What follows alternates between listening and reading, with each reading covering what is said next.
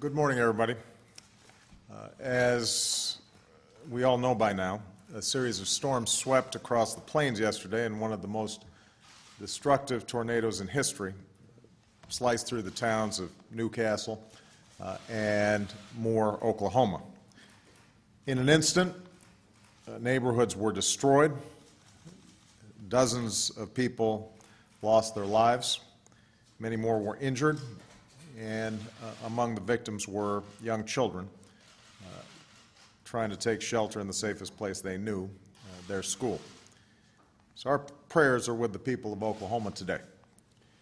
Our gratitude is with the teachers who gave their all to shield their children, with the neighbors, first responders, and emergency personnel who raced to help as soon as the tornado passed, and with all of those who, as darkness fell, searched for survivors through the night.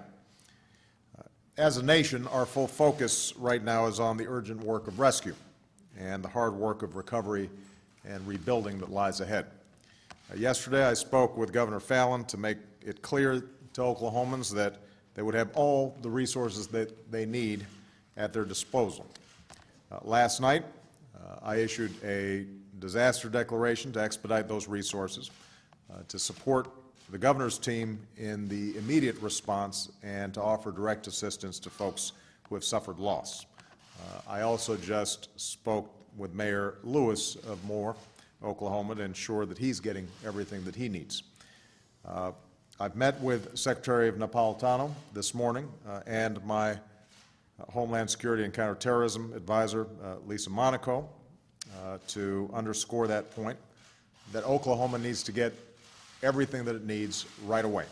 The FEMA Administrator, Craig Fugate, is on his way to Oklahoma as we speak. FEMA staff was first deployed to Oklahoma's Emergency Operations Center on Sunday, as the state already was facing down the first wave of deadly tornadoes.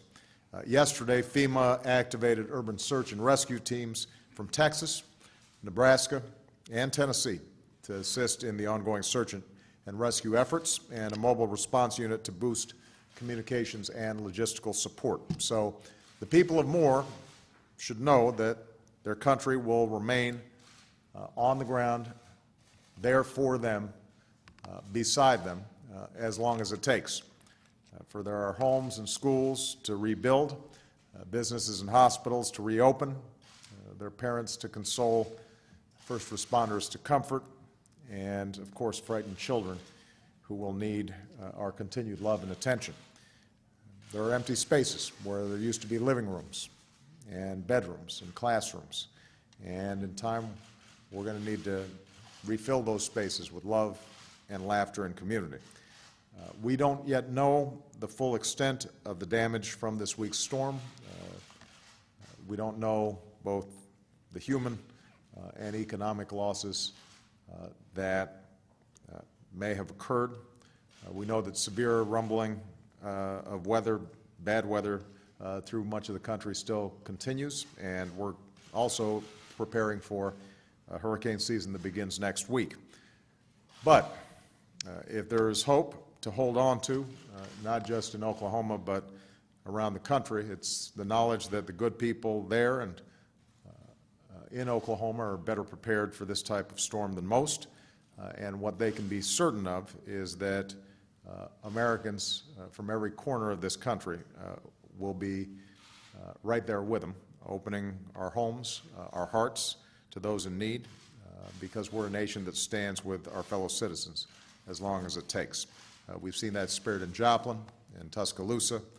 We saw that spirit in Boston and Breezy Point. And that's what the people of Oklahoma are going to need from us right now. For those of you who want to help, you can go online right now to the American Red Cross, which is already on the ground in Moore. Already we've seen the University of Oklahoma announce that it will provide housing for displaced families. We've seen local churches and companies open their doors and their wallets.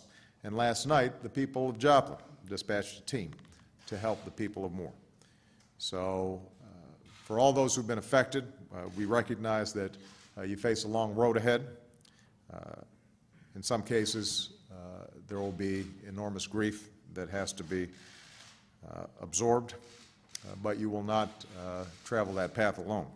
Your country will travel it with you, fueled by our faith in the Almighty and our faith in one another.